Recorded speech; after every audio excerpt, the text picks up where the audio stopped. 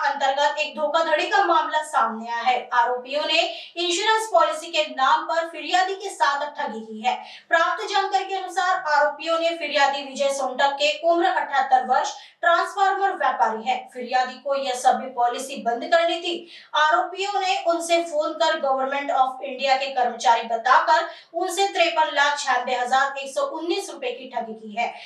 यामध्ये police station Bajaj Nagar येथे विजय कृष्णराव सोनटक्के हे व्यवसायी आहेत। त्यांचा ट्रान्सफॉर्मरचा व्यवसाय आहे, खाजगी व्यवसाय करतात। यांच्या पॉलिसीज होत्या, इन्शुरन्स पॉलिसी, यांना त्या क्लोज करायच्या होत्या। काही प्रीमियम थकले होते का त्यांना त्या पॉलिसी क्लोज करायच्या, त्यामुळे त्यांनी सर्च करून नंबर प्राप्त केले इन्शुरन्स कंपनीचे, त्यावर त्यांनी संपर्क केला। त्या दरम्यान त्यांना कॉल आला आरोपींचा का आम्ही इन्शुरन्स ट्रिब्युनलमधून बोलतो, आपल्या पॉलिसी आम्ही क्लोज करून देतो आणि आपण जे प्रीमियम थकलेला आहे त्यांचा त्यांनी हिशोब करून त्यांना 53,96,000 रुपये भरायला सांगितले वेगवेगळ्या खात्यांवर। त्यांनी ते पैसे ट्रान्सफर सुद्धा केले 2-3 दिवसामध्ये। त्या दरम्यान त्यांनी जेव्हा कंपनीला संपर्क केला का माझी पॉलिसी क्लोज करायची, मी प्रीमियम भरलेला आहे, त्यामुळे त्यांच्या लक्षात आलं की पैसे कंपनीला न जाता दुसऱ्याच कोणातरी फसवणूक करून पैसे ट्रान्सफर केलेले आहेत आपले।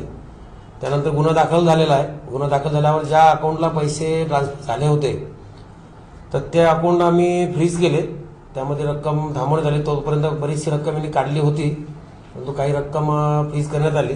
ज्या लोकांचे अकाउंट फ्रीज झाले ते आरोपींच्या ओळखीतले होते। आरोपींनी त्यांना सांगितलं होतं की आमचे व्यवहाराचे पैसे येतील तुमच्या खात्यामध्ये, ते आम्हाला काढून द्या। त्याप्रमाणे जसं अकाउंट फ्रीज झाल्यानंतर अकाउंट होल्डरसोबत संपर्क केला, त्यांनी सांगितलं की आमच्या खात्यात त्यांनी पैसे टाकले आहेत, हे आम्हाला याच्याबद्दल काही माहिती नाही। ते सदर अकाउंट हे गाझियाबादचे आहेत, आरोपीसुद्धा गाझियाबादचेच होते। त्यावरून गाझियाबाद पोलिसांशी संपर्क करून या दोन्ही आरोपींची माहिती दिली आणि ज्या अकाउंट होल्डर आहेत त्यांना पोलीस स्टेशनला संपर्क करण्यास सांगण्यात आलं की तुम्ही पोलीस स्टेशनला जाऊन ही माहिती द्या।